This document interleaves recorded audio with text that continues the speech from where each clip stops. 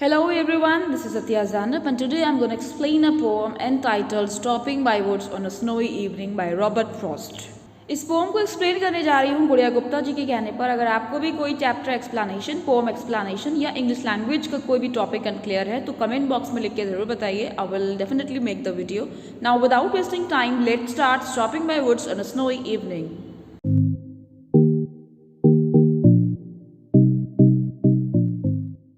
इस पोम को Robert Frost ने लिखा है ट्रैवलर के पॉइंट ऑफ व्यू से। एक ट्रैवलर, एक सफ़र करने वाला इंसान जब अपने सफ़र से थकान में चला जाता है तो उसको कहीं ना कहीं स्टे करना पड़ता है। तो यहाँ पर रॉबर्ट फ्रॉस्ट ने खुद को एक ट्रैवलर मान के हमारे साथ एक्सपीरियंस शेयर किया है कि एक ट्रैवल पे जब वो निकले और रास्ते में जब वो थक गए तो उन्होंने एक स्टे लिया। कहाँ पर? वुड्स कहते हैं जंगल को। ओके, तो पोम का टाइटल आपको समझ में आ रहा होगा। वुड मतलब लकड़ी होता है, लेकिन वुड में ऐसे लग जाता है तो वुड्स मीन जंगल होता है। ठीक है, यहाँ पे बाई का मतलब है नियर, पास में। बाई के दो मीनिंग्स होते हैं, एक होता है के द्वारा, के जरिए, या फिर होता है पास में या नियर। स्टॉपिंग मतलब स्टे लेना, स्नोई मतलब बर्फ से भरी हुई, इवनिंग मतलब शाम। यानी रॉबर्ट फ्रॉस्ट किसी ट्रैवल पे निकले थे और ट्रैवल के पे थकने के बाद उन्होंने एक स्टे लिया था जंगल में।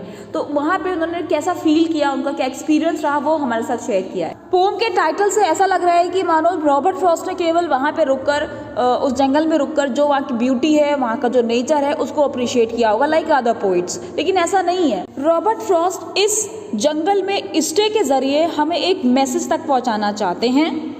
उनके अकॉर्डिंग कभी कभी ऐसा ज़रूर होता है हमारे लाइफ में कि हम बहुत ज़्यादा अपनी लाइफ में ऑब्स्टेकल जो हमारे पास आती हैं, जो बाधाएं, रुकावट आती है, उनसे थक हार के हम एक स्टे लेना चाहते हैं, रुकना चाहते हैं, थोड़ा उससे बचना चाहते हैं। लेकिन उस बचने के चक्कर में कहीं ऐसा ना हो कि हम अपने रास्ते से भटक जाएं।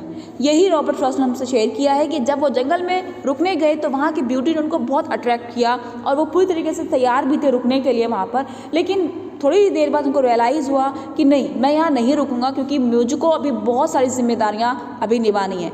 कहीं ऐसा ना हो कि मैं यहीं इंजॉयमेंट के चक्कर में मेरी यहीं डेथ हो जाए और अपनी डेथ से पहले जो मुझे जिम्मेदारियाँ निभानी है वो मैं निभा ही ना पाऊँ। तो ये एक ब्यूटीफुल मैसेज दिया है इस पोम के जरिए। तो ये ओवरव्यू है। Let's understand the pome stanza wise. Whose woods these are? I think I know. Whose means किसके। Woods मतलब जंगल, these मतलब ये, are मतलब हैं। ये किसके जंगल है? I think मुझे लगता है, I know मैं इसको जानता हूँ। I किसके लिए यूज़ कर रहे हैं रॉबर्ट फ्रॉस्ट? अपने लिए कह रहे हैं कि मुझे ऐसा लग रहा है कि ये जंगल जहाँ मैं रुका हूँ इसके मालिक को मैं जानता हूँ। His house is in the village though. His किसके लिए यूज़ हुआ है? उस मालिक के लिए, ओके, जिसके ये जंगल हैं। His house उसका जो घर है, इज है कहाँ पर? गांव में है। द विलेज उसी गांव में है। किस गांव में? जो कि रॉबर्ट फ्रॉस्ट को पता है, हमें नहीं पता। तो रॉबर्ट फ्रॉस्ट कह रहे हैं कि उसी गांव में उसका घर है। ओके, दो का मीन्स होता है हालांकि। तो अभी ऊपर की दो लाइन में केवल इतना बताया कि ये किसके जंगल है। मुझे लग रहा है कि मैं इसके मालिक को जानता हूँ और उस मालिक का जो घर है वो कहाँ पर है? गाँव में है। दो मीन्स हालांकि, यानी कि इन्होंने पहले बात बताई और उसी को कंट्रास्ट कर रहे हैं, अपनी बात को काट रहे हैं। कह रहे हैं हालांकि he will not see me stopping here. ही फिर किसके लिए यूज हुआ? उसी मालिक के लिए कि वो मुझे यहाँ रुका हुआ या ठहरा हुआ, स्टॉप मतलब ठहरा हुआ, मुझे यहाँ रुका हुआ नहीं देख पाएगा। यानी उसको नहीं पता कि मैं उसके इस जंगल में रुका हुआ हूँ। To watch his woods fill up with snow.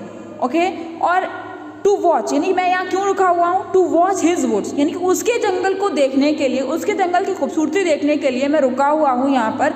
Fill up with snow यानी वो जंगल जो कि भरे हुए हैं किससे? बर्फ से। तो ही विल नॉट सी मी वो मुझे नहीं देख पाएगा। स्टॉपिंग रुका हुआ, हियर मीन्स यहाँ। टू वॉच यानी जो टू वॉच है वो यूज़ हुआ है मी के लिए, यानी वो मुझे नहीं देख पाएगा क्या करते हुए? जंगल को वॉच करते हुए। वॉच यहाँ पे मतलब है कि उसकी खूबसूरती को निहारते हुए।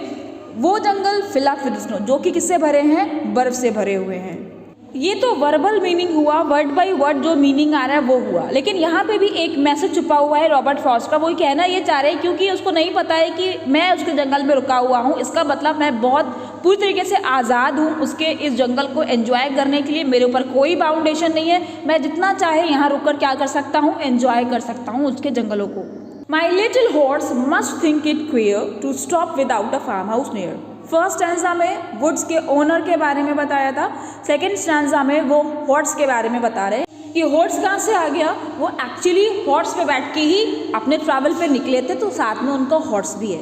तो अपनी हॉर्स की फीलिंग्स को रॉबर्ट फ्रॉस्ट हमारे साथ शेयर कर रहे हैं। एक्चुअली बहुत ही कम लोगों के अंदर ये चीज़ें होती हैं कि वो एक बेजुबान जानवर की फीलिंग्स को समझ पाए, वो रॉबर्ट फ्रॉस्ट ने कर दिखाया है। रॉबर्ट फ्रॉस्ट के अपने ऑब्जर्वेशंस हैं कि शायद ऐसा लग रहा है मेरे हॉर्स को देखकर कि वो अपने मन में सोच रहा है, क्या सोच रहा है, माई little horse must think it queer. मेरा जो लिटिल हॉर्स, लिटिल क्यों बोला गया है, हो सकता है जो वो हॉर्स पे आए हो वो छोटा हो, पोनी हो, छोटे हॉर्स को पोनी बोलते हैं, या वो उनका जो हॉर्स है बहुत डियर हो। जब बहुत हमारे कोई डियरेस्ट एनिमल्स होते हैं तो उनको हम लोग लिटिल प्यार में बोलते हैं, फाइन। तो दो रीजंस हो सकते हैं लिटिल बोलने के। तो लाइन का मीनिंग ये है कि माई little horse must think it queer. It किसके लिए यूज हुआ है, स्टे के लिए, रुकने के लिए, ठीक है। तो मेरा जो प्यारा सा घोड़ा है इसे, यानी किसे, रुकने को क्या फील कर रहा है, क्या सोच रहा है, जरूर से, मस्ट मतलब जरूर से सोच रहा है, क्वियर, क्वेर कहते हैं स्ट्रेंज को, मतलब उसको बड़ा अजीब लग रही है ये स्टे मेरी, जो मैंने जंगल में रुक गया हूँ मैं, रॉबर्ट फ्रॉस्ट कह रहे हैं। तो ये जो रुकना है मेरा, मेरे घोड़े को बहुत ही अजीब क्वियर लग रहा है। To stop without a farm house near, it मतलब स्टे, एक ऐसा स्टे लिया है मेरे मास्टर ने। कौन सोच रहा है, ये घोड़ा सोच रहा है। टू स्टॉप, ऐसी जगह रुके हैं, without a farm house near, कि आसपास कोई फार्म हाउस भी नहीं दिख रहा है। ओके, तो ये घोड़ा भी सोच रहा है कि कहाँ रुक गए हैं मेरे मास्टर, जहाँ आसपास कोई फार्म हाउस भी नहीं है।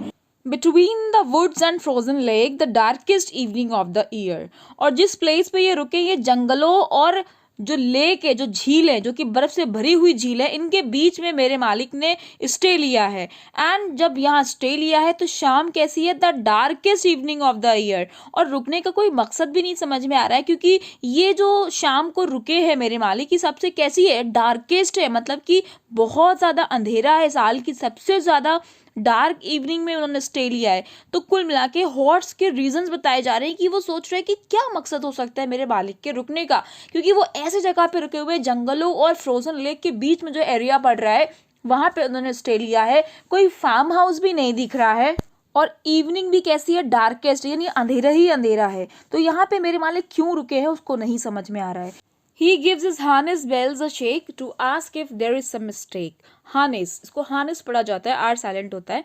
harness किसे कहते हैं, घोड़े के गले में जो स्ट्रैप बंधा होता है, जो पट्टी बंधी होती है जिसके जरिए उसको खींचा जाता है आगे, उसको बढ़ाने के लिए, उसे कहते हैं हार्नेस। और उस हार्नेस में कभी कभी घंटी भी बांधी जाती है। तो उसके, यानी रॉबर्ट फ्रॉस्ट के जो घोड़ा है उसमें हार्नेस के साथ उसमें बेल लगी हुई है। तो वो जो घोड़ा है, ही यूज हुआ है घोड़े के लिए, वो अपनी हार्नेस बेल को शेक दे रहा है। शेक देने का मतलब उसको हिला रहा है, अपना सर हिला रहा है, तो इस वजह से उसकी जो गले में घंटी बंधी हुई है हार्नेस के साथ साथ, वो क्या हो रहा है, वो भी हिल रही है। ओके, वो ऐसा क्यों कर रहा है, to ask if there is some mistake, ये पूछने के लिए कि कहीं उससे कोई गलती तो नहीं हो गई है। इस हार्नेस बेल के अलावा, जो कि घोड़े के गले में बंधी हुई है, इसकी आवाज़ के अलावा रॉबर्ट फ्रॉस्ट को कौन कौन सी आवाज़ सुनाई पड़ रही है इस पीसफुल एटमॉस्फेयर में, वो हमारे साथ शेयर कर रहे हैं कि the only other sound is the sweep of easy wind and downy flake. यहाँ पे अपॉस्ट्रोफी ऐसे, इसका मतलब है इज। ओके, केवल दूसरी आवाज़ वो है कौन सी, स्वीप, यानी कि लहराने की। स्वीप मीन्स वैसे तो होता है झाड़ू, लेकिन जब हवा चलती है ना, तो हवा के जो चलने की जो फरफर आवाज़ आती है उसे भी कहते हैं स्वीप। तो ईजी, ईजी मतलब होता है आसान, लेकिन यहाँ पे ईजी का मतलब क्या है, सॉफ्ट, कोमल। ओके, कूल ब्रीज, तो जो ठंडी सी हवा चल रही है उसके चलने की आवाज़ किसको सुनाई पड़ रही है, रॉबर्ट फ्रॉस्ट को। तीसरी आवाज़ किसकी सुनाई पड़ रही है, डाउनी फ्लेक्स की। डाउनी फ्लेक्स का मतलब है यहाँ पे स्नो फ्लेक्स। जो फ्लेक्स कहते हैं स्मॉल पीसेस को, यानी कि बर्फ़ के जो छोटे छोटे टुकड़े हैं, जब हवा चलती है तो वो भी उड़ते हैं यहाँ से वहाँ, जो कि पत्तों पे भी गिरते हैं, पत्तों से नीचे आते हैं, तो उनके भी चलने की आवाज़ सुनाई पड़ती है ऐसे एरियाज में। तो तीन आवाज़ें सुनाई पड़ रही हैं रॉबर्ट फ्रॉस्ट को। पहली हार्नेस बेल की, जो कि हॉर्स के गले में बंधी हुई है, दूसरा लाइट विंड की, और तीसरा किसकी है, स्नोफ्लेक्स की। Moving to the last stanza, the woods are lovely dark and deep but I have promises to keep. यहाँ पे अब घोड़े की बात करने के बाद अपनी बात वो कर रहे हैं, अपनी फीलिंग्स को शेयर कर रहे हैं कि वो जंगलों के लिए क्या फील कर रहे हैं।